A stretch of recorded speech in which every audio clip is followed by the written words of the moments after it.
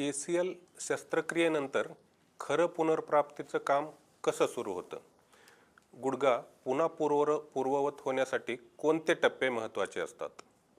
या व्हिडिओमध्ये जाणून घ्या शस्त्रक्रियेनंतरचा रिहॅब कसा असावा, कोणते व्यायाम आणि कोणती काळजी घ्यावी आणि तुम्ही पुन्हा तुमच्या आवडत्या हालचाली कशा करू शकताल.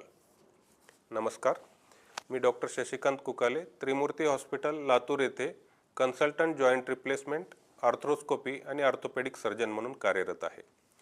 15 वर्षापेक्षा अधिक अनुभवासह मी आर्थ्रोस्कोपिक शस्त्रक्रिया आणि सांध्याभोवतीच्या जटिल फ्रॅक्चरवर उपचार करण्यात विशेषज्ञ आहे. माझे लक्ष अचूकता आणि रुग्णांच्या पुनर्प्राप्तीवर आहे. त्यांना सर्वोत्तम उपचार मिळण्याची खात्री मी करतो. धन्यवाद. चला तर मग जाणून घेऊया ACL शस्त्रक्रियेनंतरचे पुनर्वसन, बळ आणि स्थैर्याकडे परतीचा मार्ग. ACL म्हणजे काय?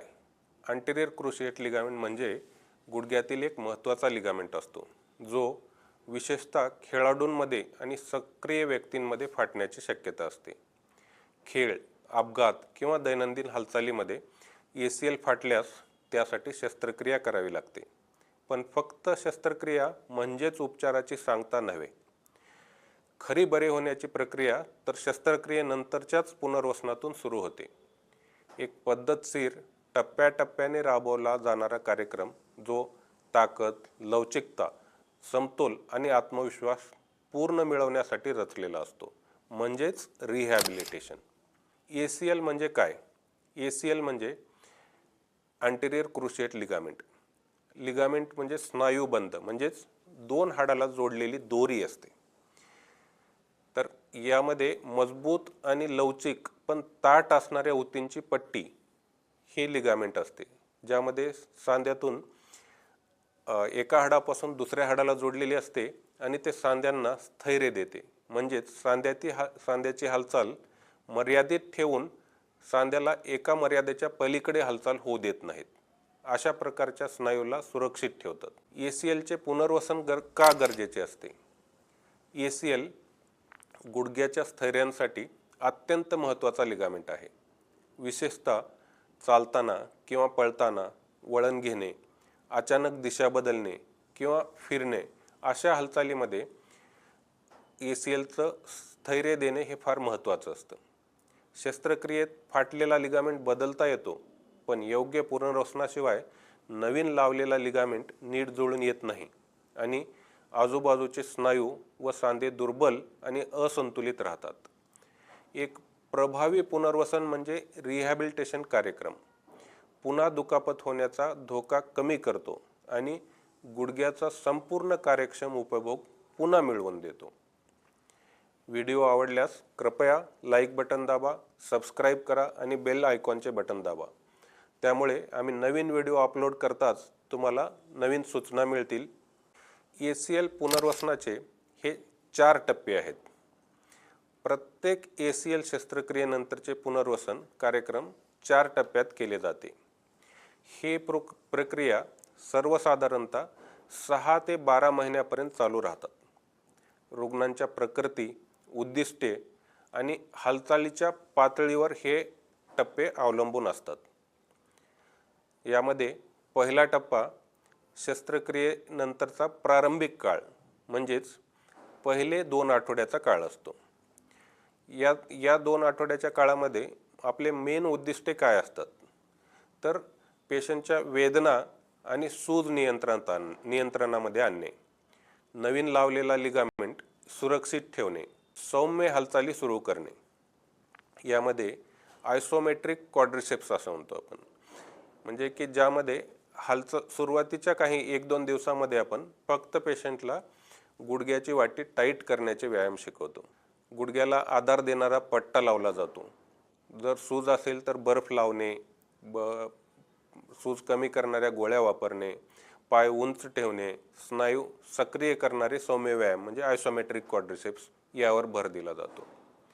गुडघा सरळ होईल यासाठी विशेष लक्ष दिलं जातं या सुरुवातीच्या टप्प्यामध्ये. दुसरा टप्पा 2 ते 6 आठवडे. ह्या टप्प्यामध्ये पुढची प्रक्रिया चालू होते. यामध्ये हालचालींची व्याप्ती वाढते. हळूहळू स्नायू मजबूत कसे करायचे यामध्ये ठरवले जाते. चालणे सुरळीत करणे, जसे की आपण चालताना व्यवस्थित बॅलन्स येतो की नाही. सूज कमी होत गेल्यानंतर आणि क्वाड्रिसेप्स स्नायू मजबूत झाल्यानंतर रुग्ण हळूहळू पूर्ण वजन टाकून चालू लागतात. या टप्प्यामध्ये हिल स्लाइड्स किंवा पाय टेकून गुडघ्यातून पाय वाकवणे, स्ट्रेट लेग रेजेस म्हणजे पाय वर उचलून धरणे, सौम्य सायकलिंग, कमी रेजिस्टन्स लावून स्लोली स्टॅटिक सायकलिंग हा एक प्रकार, आणि मिनी स्क्वॅट्स ज्यामध्ये हाफ स्क्वॅट्स असे व्यायाम चालू केले जातात. तिसरा टप्पा, यामध्ये बळकटीकरण आणि नियंत्रण हे दोन्ही केलं जातं. म्हणजे हा टप्पा जो आहे तो 6 ते 12 आठवड्यापर्यंत चालतो. यामध्ये मेन उद्दिष्टे आपले काय असतात, तर स्नायूंची ताकद वाढवणे आणि त्यासोबत सहनशक्तीही वाढवणे, स्नायू संयोजन नियंत्रित सुधारणे, समतोल विकसित करणे. या काळात व्यायाम अधिक गतिमान होतात. स्नायू मजबूत करणारे व्यायाम जसे की बॅलन्स बोर्ड, एका पायावर उभे राहणे असे सराव चालू होतात. कमी तीव्रतेचे व्यायाम जसे की इलेप्टिकल, पोहणे हे सुद्धा ह्यामध्ये गुंतवले जातात. चौथा टप्पा, या टप्प्यामध्ये प्रगत प्रशिक्षण आणि खेळात परत येणे. हा टप्पा भरपूर वेळा सगळ्यांसाठी लागू होत नाही. जे प्रोफेशनल खेळाडू आहेत त्यांच्यासाठी हा टप्पा फार महत्त्वाचा असतो. यामधले उद्दिष्टे काय आहेत, तर दुखापतीपूर्व कार्यक्षमतेपर्यंत पोहोचणे. जसे की प्रोफेशनल खेळाडू आहेत, पूर्वीपासून क्रिकेट खेळतात, कबड्डी खेळतात, तर त्याच लेवलला त्यांना पोहोचवण्यासाठी आणि पुन्हा दुखापत होण्यापासून बचाव करण्यासाठी त्यामध्ये मानसिक तयारीसुद्धा तेवढीच महत्त्वाची असते. या टप्प्यात खेळासंदर्भातील सराव, एजिलिटी, प्लायोमेट्रिक्स आणि डायनामिक स्टॅबिलिटी यावर भर दिला जातो. सुमारे 3 महिन्यानंतर सौम्य धावण्यास सुरुवात होते आणि पुढे 6 ते 9 महिन्यात पूर्ण हालचाली, पळणे, वळण घेणे, सडनली आपण रस्ता चेंज करणे हे पुन्हा सुरू होतात. खेळात परतण्याचा निर्णय शारीरिक क्षमता, मानसिक तयारी आणि तज्ज्ञांच्या मार्गदर्शनानुसारच घ्यावा. प्रत्येक आठवड्यामध्ये मी तुमच्यासाठी आर्थ्रोस्कोपिक शस्त्रक्रिया आणि सांध्याभोवतीच्या जटिल फ्रॅक्चरच्या संदर्भात नवीन माहिती आणि आरोग्य टिप्स घेऊन येईन. यामध्ये ACL शस्त्रक्रियेमध्ये सामान्य काही अडचणी आणि काही उपाय जे राहतात, तर सगळ्यात महत्त्वाचं ह्यामध्ये काय असतं की संयम ठेवणं. लवकर पुनर्गमनाची जर घाई केली तर तुमच्या लिगामेंटला नुकसान होऊ शकतं. तितकाच तुम्ही जर उशीरही केलात तर तुमचा स्नायू नंतर आखडून बसू शकतो. त्यामुळे व्यवस्थित टाईमला व्यवस्थित रिहॅबिलिटेशन करणे फार महत्त्वाचे आहे. नंबर 2, नियमित व्यायाम ठेवा. घरी होणारा व्यायाम आणि फिजिओथेरपिस्टचा तज्ज्ञ मार्गदर्शन यावर भर द्या. त्रास होतोय का यावर लक्ष ठेवा. जास्त सूज, तीव्र वेदना, गुडघ्यात अडकण्याची भावना किंवा अस्थिर्य दिसल्यास त्वरित डॉक्टरांचा सल्ला घ्या. नंबर 4, मानसिक पुनर्वसन. हे सुद्धा तितकंच महत्त्वाचं आहे. दुखापतीची भीती तुमचं खेळात परतणं पूर्णपणे थांबवू शकते.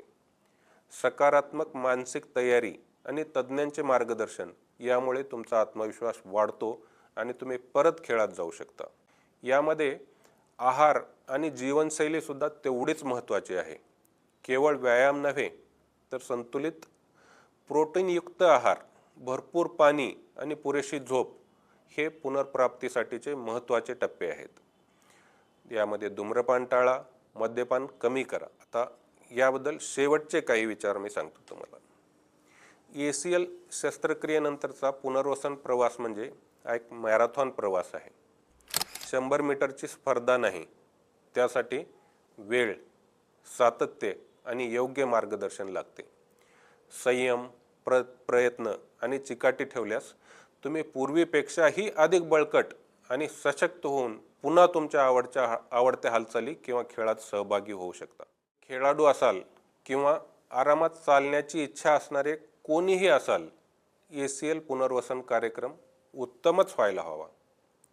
व्हिडिओ शेवटपर्यंत पाहिल्याबद्दल धन्यवाद. तुम्हाला अजून कोणत्या विषयावर माहिती हवी आहे ते कॉमेंटमध्ये नक्की कळवा.